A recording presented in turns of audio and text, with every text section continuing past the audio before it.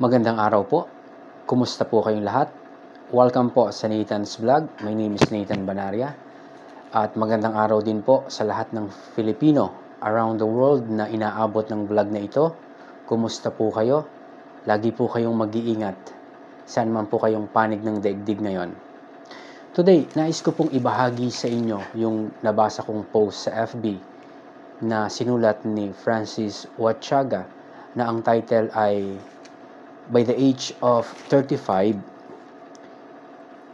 you should be smart enough to realize this.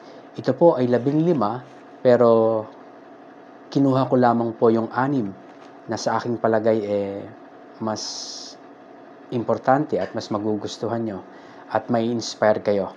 Lalo na po yung pang-6. Kaya tapusin nyo po ang video na ito hanggang sa dulo. So without further ado, simulan na po natin.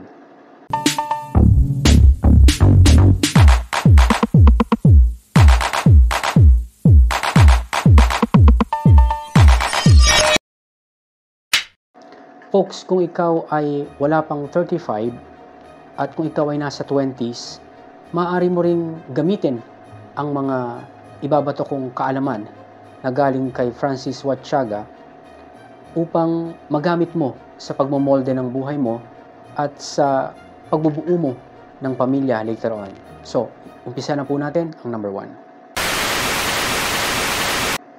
Number 1. You shouldn't take advice from people who are not where you want to be in life. Huwag kang hihingi ng payo o tatanggap ng payo sa mga taong wala pang nararating sa buhay na nais mong puntahan. For example, ikaw ay isang estudyante at gusto mong makatapos. Hindi ka hihingi ng payo sa isang hindi pa nakakatapos ng pag-aaral o sa isang taong walang hilig mag-aral. Pagkos, ikaw ay manghihingi ng payo sa isang successful na nakapagtapos na ng pag-aaral na iginapang niya ang kanyang pag-aaral at nakatapos. Siya ay nagtatrabaho habang siya ay nag-aaral o kahit na siya ay may pamilya na, sinikap pa rin niyang makatapos sa pag-aaral at naging successful siya. Pero in my opinion, pwede ka rin humingi ng payo sa isang tao na hindi pa nakakatapos ng pag-aaral. Bakit? Kasi in my opinion, mahalaga ring malaman mo kung bakit hindi siya nakapagtapos ng pag-aaral. Parang ganito, alam mo yung dahilan kung bakit siya hindi nakapagtapos ng pag-aaral at alam mo rin yung dahilan kung paano siya naging successful. So, meron kang choices na pagpipilian upang hindi ka maligaw ng landas. Alam mo kung papaano mo gagampanan yung tungkulin bilang estudyante para matapos yung mga dapat matapos at later on maging successful sa buhay. Number 2.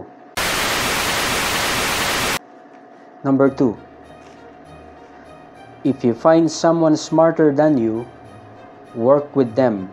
Don't compete. Kung nakasama mo ang isang taong mas magaling sa'yo, kung nakasama mo ang isang taong mas matalino sa'yo, makipagtulungan ka, huwag kang makipagkompetensya.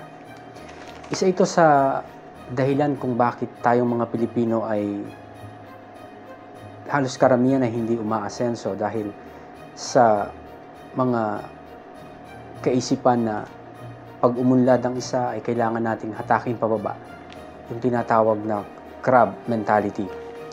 At hindi din naman natin masisisi ang ating kapwa Pilipino dahil sa noong nakaraang mga panahon ay tayo'y nasakop ng Espanyol ng 333 years to be exact. Tayo'y inaliping, tayo ay binusabos at sinabi sa atin na tayo hindi magagaling, tayo'y mga bobo. At hanggang ngayon may implikasyon pa rin ito sa atin bilang mga Filipino. At marami pa rin naniniwala na ang karamihan sa atin na hindi magaling at hindi matalino, na dapat nating alisin. Kung tayo ay may kasama na matalino at magaling, dapat makipagtulungan tayo sa kanya. Huwag tayong makipagkompetensya sapagkat sa aking palagay, kung ating pakikisamahan ang isang mas matalino sa atin, ma-adapt natin yung kanyang galing, yung kanyang husay, at ganun din siya sa atin, o vice versa. Kaya importante na makipagtulungan kaysa makipagkompetensya upang ang isang trabaho o ang isang bagay ay maging maayos. Number 3. Comfort is the worst addiction and cheap ticket to depression. Ang kaginhawahan ay ang pinakamasamang adiksyon o pagkagumon at murang ticket sa depresyon. Sinasabi dito na kapag tayo ay nasa ating mga comfort zone, hindi tayo umuunlad, hindi tayo maasenso. At ito ay magdudulot sa atin later on ng depression. Kaya nga sinasabi na alis tayo, layo tayo sa ating comfort zone para mag-grow tayo, umunlad tayo. Kasi bilang tao, kailangan nating umunlad, kailangan nating makisalamuha, matuto ng bagong mga ideya, matuto ng mga bagong teknolohiya, at kung ano-ano pa. Ito ay napaka-importante bilang isang tao. Layo tayo doon sa ating comfort zone at harapin natin yung mga hamon at pagsubok na magpapatatag sa atin sa inaharap. Number 4.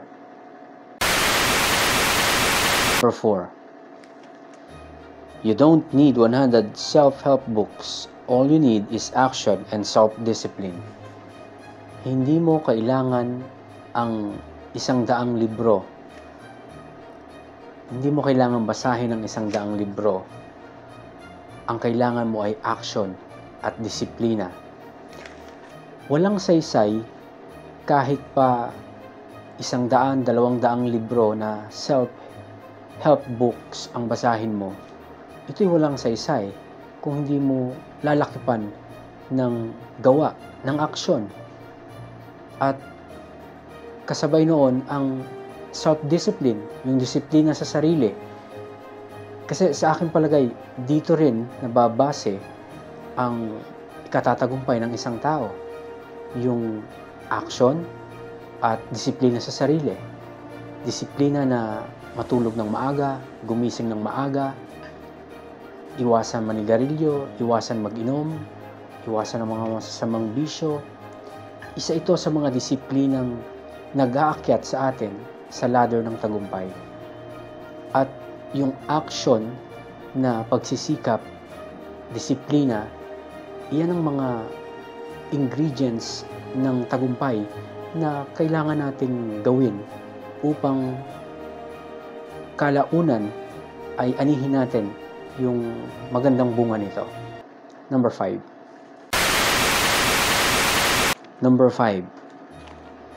No one is coming to save you.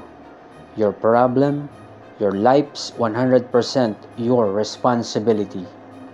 Walang darating para iligtas ka sa iyong mga problema. Ang buhay mo ay 100% responsibilidad mo. Ito ang katotohanan ng buhay, na ikaw ang susolusyon sa mga problema mo. Hindi mo iaasa sa ibang tao, hindi mo iaasa sa pamilya mo, sa magulang mo, kundi ito ay responsibilidad mo na isolve kung ano man ang problema mo. Kaya ngayong nasa 20s ka pa lang, umpisahan mo na planuhin ang buhay mo, kung anong buhay ang gusto mong mangyari in the next few years, ang pamilya na gusto mong buuin in the next few years. Kasi ikaw lang din ang susolusyonan. Ikaw lang din ang susolusyon sa mga problema na darating. Pero ngayong 20s ka pa lang, dapat ma-realize mo ng mga bagay na ito ay darating at darating sa buhay mo na dapat mong paghandaan. Number 6. Panghuli, number 6. No one cares about you. Stop being shy. Go out and create your chances. Walang may pakialam sa'yo. Yun ang totoo. Kaya itigil mo na ang pagiging mahiyain. Lumabas ka. Hanapin mo ang pagkakataon mo. Huwag kang mahihiyang ipakita kung ano man ang talento mo. Dahil ang totoo, wala namang may pakialam sa atin eh. Walang may pakialam sa'yo. Hanapin mo yung pagkakataon mo. Magtrabaho. Kung ito may taga-ugas ka ng pinggan, kung ikaw man ay janitor, wala silang pakialam sa'yo. At in the first place, huwag mong iintindihan ang sasabihin nila. Dahil may mga ganong klase talaga na tao na ayaw kang umuunlad.